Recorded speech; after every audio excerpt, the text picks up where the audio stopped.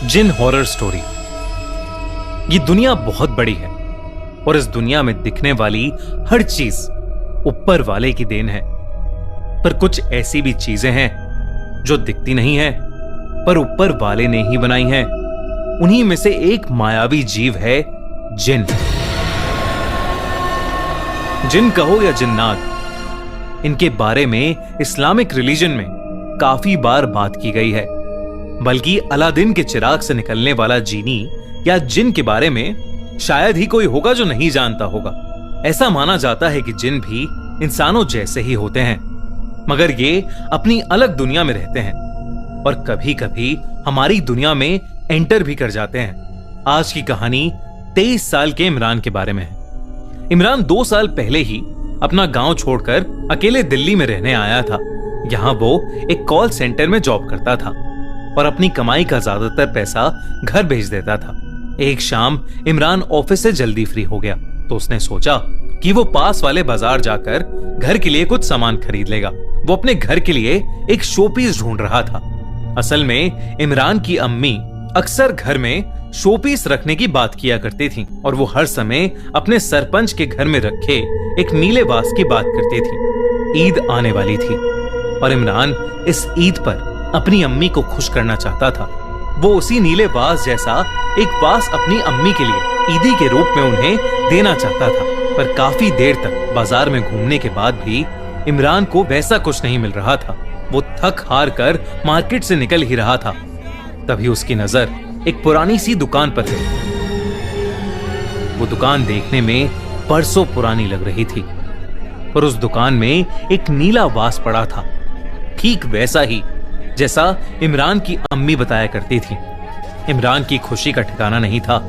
वो जल्दी से उस दुकान में गया और दुकान में घुसते ही उसने वो वास उठा लिया और दुकानदार से पूछा कि वो वास कितने का है। उस बूढ़े दुकानदार ने जवाब दिया, पैसों में इसकी कीमत शायद कम हो, पर इसकी असली कीमत चुकाने में शायद तुम कर्जदार हो जाओ। इमरान को दुकानदार की बात कुछ समझ नहीं आई, पर वो बहुत थक चुका था और उसे बस अब अपने घर जाना था।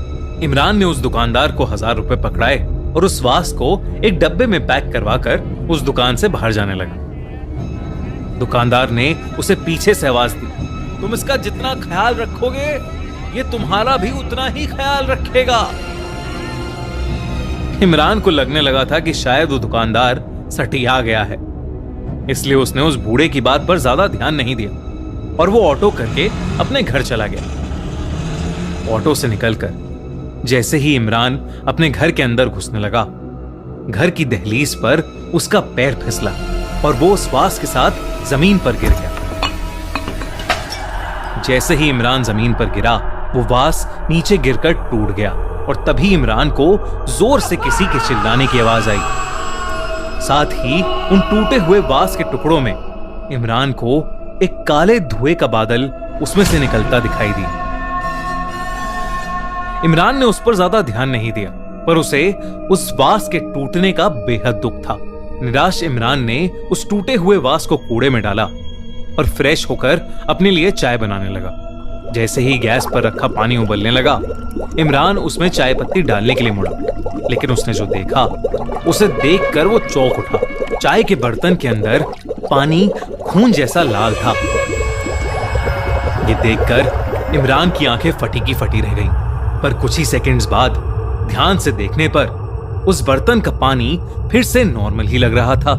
इमरान को लगा कि शायद उसे कोई वहम हो गया है, पर इमरान को उस रात एक अजीब सी थकान महसूस हो रही थी जो उसे उस रात से पहले कभी नहीं हुई थी। इमरान ने चाय पी और वो सोने चला गया। सोते हुए इमरान को अचानक ऐसा महसूस हुआ कि जैसे उसके चेहरे के बहुत पास कोई जोरों से सांसें ले रहा है। इमरान की आंखें खुली तो उसके सामने एक अजीब सी काली परछाई थी जो ठीक उसके मुंह के सामने हवा में तैर रही थी। इमरान उस परछाई को देखकर डर गया और डर के मारे जोर से चिल्लाया। इमरान ने जैसे ही लाइट्स ऑन करी तो वो परछाई वहां से कहीं गायब हो गई और इमरान के अलावा उस कमरे में और कोई नहीं था। अगले दिन इमरान अपनी जॉब पर निकल गया। अपनी डेली की कॉल्स करते हुए अचानक से इमरान का मोबाइल फोन बज उठा।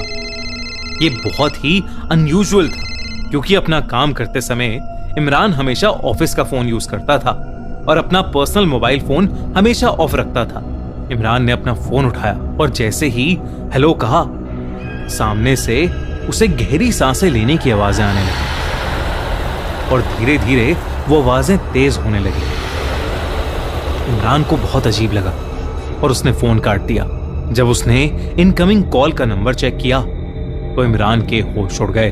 वो कॉल कहीं और से नहीं बल्कि इमरान के दिल्ली वाले घर से आ रही थी और इमरान जानता था कि उसके घर पर और कोई नहीं है।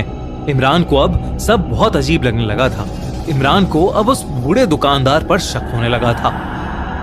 वो ऑफिस से सीधा निकलकर तुरंत उस पुरानी दुकान पर चला गया जहां से उसने वो वास खरीदा था और वो गुस्से में उस दुकानदार से कहने लगा, ये क्या अजीब सी चीज दे दी तुमने मुझे, एक बार गिरने पर टूट गई और ऊपर से सब कुछ। उसकी बात को उस दुकानदार ने बीच में ही काट दिया। ये जानकर कि वो वास टूट गया है, उस दुकानदार का पूरा चेहरा सफेद पड़ गया और उसने इमरान को उसकी दुकान से फौरन निकल जाने को कहा।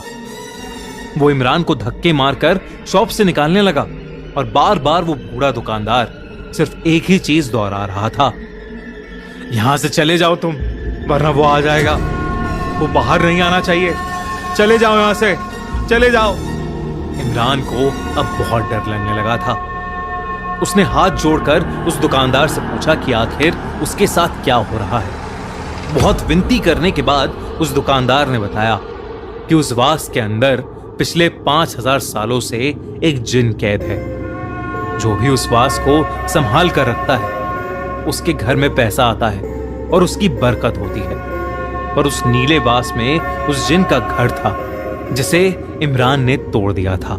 अब वो जिन आजाद है और अब वो किसी को नहीं छोड़ेगा। ये बताते बताते अचानक उस बूढ़े दुकानदार को सांस लेने में तकलीफ होने लगी। ऐसा लगने लगा था कि जैसे कोई उसका गला दबा रहा हो। उसके गले पर इमरान को काले निशान तो दिख रहे थे पर उसे कोई और नहीं दिख रहा था। कभी इमरान की नजर दुकान में रखे एक शीशे पर गई और उसके अंदर जो इमरान को दिखा उसे देख उसका दिल दहल गया। एक काले धुएं से बनी एक आत्मा जिसके बड़े बड़े दांत थे और वो अपने भयानक लंबे हाथों से उस दुकानदार का गला घोट रहा था। इमरान उसे देखकर सीधा वहां से बाहर भागा। वो उसी समय अपना शहर छोड़कर अपने गांव वापस जाना चाहता था। वो अपना सामान लेने जैसे ही घर पहुंचा तो उसने देखा कि उसकी अम्मी दरवाजे पर खड़ी है। इमरान ने अपने घर का दरवाजा खोला और अपनी अम्मी को अंदर ले आया, लेकिन कुछ ही पलों में इमरान फूट फूट कर रोने लगा और उसने अपनी अम्मी को गले लगा ली। लेकिन जैसे ही इमरान की नजर अपने लिविंग रूम के शीशे पर गई उसकी रूह ही कांप गई। इमरान जिसे गले लगा रहा था वो उसकी अम्मी नहीं बल्कि वही भयानक जिन था, वही डरावना जिन। इमरान को देखकर वो जिन बहुत ही भयानक ढंग से हंसने लगा और इमरान कमजोर पड़ने लगा। ऐसा लग रहा था कि वो जिन इमरान के अंदर से उसकी जान खींच रहा है। उधर इमरान की अम्मी उसे फोन मिलाए जा रही थी, लेकिन उसका फोन लग ही नहीं रहा था। जब 2 दिन तक इमरान की कोई खबर नहीं आई तो उसकी अम्मी ने इमरान के बड़े भाई को उसे देखने दिल्ली भेजा। जब उसका बड़ा भाई वहां पहुंचा तो उसके रोंगटे खड़े हो गए। इमरान का पूरा शरीर नीला पड़ चुका था और इमरान की सांसें बंद हो चुकी थी। मतलब साफ था, इमरान की मौत हो चुकी थी और उसकी बॉडी के पास टेबल पर वही नीला वास रखा था, एकदम सही सलामत। उस पर एक भी खरोच नहीं थी।